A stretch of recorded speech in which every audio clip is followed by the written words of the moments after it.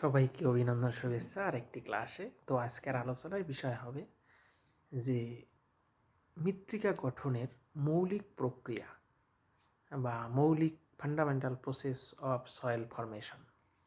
এটা কি? যে আমরা জানি নর্মালি যে মৃত্তিকা গঠনের এই মৌলিক প্রক্রিয়াকে 4 ভাগে ভাগ করা যায়।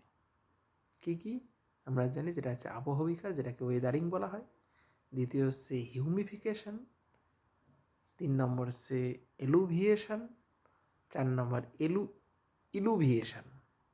এই যে 4টা প্রসেস, এটা হচ্ছে মৃত্তিকা গঠনের মৌলিক প্রক্রিয়া, যার মধ্যে মৃত্তিকা সৃষ্টি হয়। তো এই 4টার মধ্যে আমি আলোচনা করব আবহবিকার, মানে এই মৌলিক প্রক্রিয়ার মধ্যে আবহবিকারের ভূমিকা কতটা, কিভাবে সেটা এই মৃত্তিকা গঠনের প্রক্রিয়াকে সাহায্য করে। তো আমরা জানি আবহবিকার মানে হচ্ছে আবহাওয়ার বিভিন্ন উপাদান দ্বারা শিলা যখন চূর্ণ বিচ্ছিন্ন হয় বা বিকারগ্রস্ত হয়, সেটাই আমরা জানি আবহবিকার বা ওয়েদারিং। মানে মেইন কথা, ওয়েদারের যে উপাদানগুলো আছে, উষ্ণতা, বৃষ্টিপাত, বায়ুচাপ, আর্দ্রতা প্রভৃতির দ্বারা যখন শিলা কী হয়, ভূপৃষ্ঠের শিলা চূর্ণ বিচ্ছিন্ন হয়ে মূল শিলার ওপরেই অবস্থান করে। এই যে প্রসেস বা প্রক্রিয়াটা, সেটাকে বলা হয় ওয়েদারিং। এই ওয়েদারিং হলো মৃত্তিকা সৃষ্টি একটা অন্যতম মৌলিক প্রক্রিয়া। মনে রাখবে, একটা খুবই গুরুত্বপূর্ণ প্রক্রিয়া। কারণ শিলা যখন এই ওয়েদারিং প্রসেসে চূর্ণ বিচূর্ণ হয়ে যায়, তখন কি হয়, বিভিন্ন যে বাহ্যিক প্রক্রিয়া বা এজেন্ট, যেমন হচ্ছে বায়ু, হিমবাহ, নদী বা সমুদ্র তরঙ্গ, এগুলো কি হয়, এই চূর্ণ বিচূর্ণ বা আবহবিকার যত বা বিচ্ছিন্নভূত যে পদার্থগুলো আছে, সেগুলোকে কি হয়, এই যে মাধ্যমগুলো, এই মাধ্যমগুলো এক স্থান থেকে অন্য স্থানে বহন করে নিয়ে যায়, যেটা মৃত্তিকার উপরে রেগোলিথ হিসাবে অবস্থান করে। বোঝা গেল? পরবর্তীকালে কি হয়, এগুলো মৃত্তিকা গঠনে গুরুত্বপূর্ণ ভূমিকা নিয়ে থাকে। তাহলে ওয়েদারিং প্রসেস মৃত্তিকা গঠনের একটা গুরুত্বপূর্ণ মৌলিক প্রক্রিয়া, মনে রাখবে। তো আমরা যদি দেখি যে প্রকৃতপক্ষে আবহবিকার হলো একটা কি প্রক্রিয়া বা প্রসেস, যেটা আমি বললাম, এটা ওয়েদারিং প্রসেস, যেটা সংগঠিত হয় বা সম্পূর্ণ হয় এই ওয়েদারের যে বিভিন্ন এলিমেন্টগুলো আছে বা উপাদানগুলো আছে, যেটাকে আমরা বলি, যেটা হচ্ছে টেম্পারেচার বা রেইনফল, এয়ার প্রেশার, এই যে উপাদানগুলো, এগুলোর দ্বারাই যখন পৃষ্ঠভাগের কোনো প্যারেন্ট রক্স বিকারগ্রস্ত হয়, সেটাই হচ্ছে সেই প্রসেসটা হচ্ছে ওয়েদারিং। তো এটা একটা প্রক্রিয়া।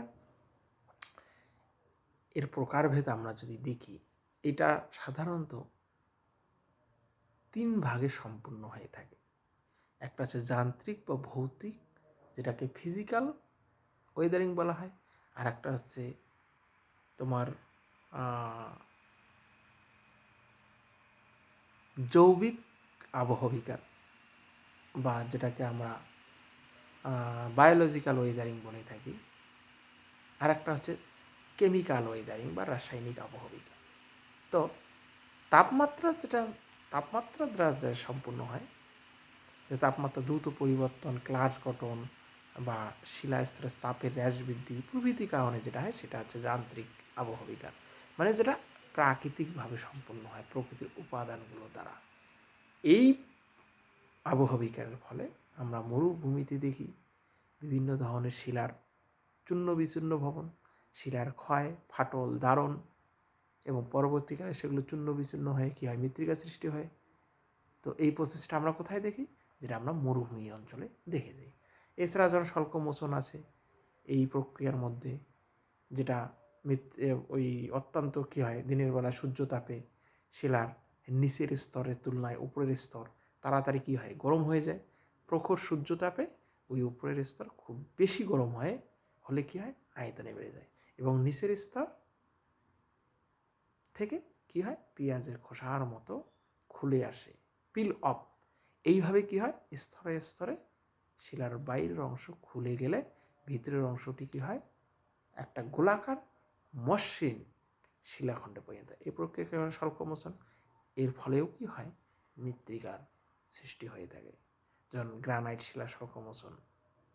এছাড়া যখন ক্ষুদ্র কণা বিসরণ, হ্যাঁ, তারপর হচ্ছে তোমার প্রস্তরস্থায়ী খণ্ডীকরণ, হ্যাঁ, তারপর হচ্ছে তোমার এই যে তুষার কণাজনিত আবহবিকার বা তুহিন খণ্ডীকরণ, এর ফলে সৃষ্টি হয়। হ্যাঁ, তারপর লবণের ক্লাস, যেটা তোমার উপকূলবর্তী অঞ্চলে দেখা যায়, বা ভার মূর্তিকরণ, যান্ত্রিক আবহবিকার, হ্যাঁ, এগুলো দেখা যায়। হ্যাঁ, বা বর্ষণজনিত, যেখানে বৃষ্টিপাত বেশি সেখানে এই আবহবিকার সংঘটিত হয়।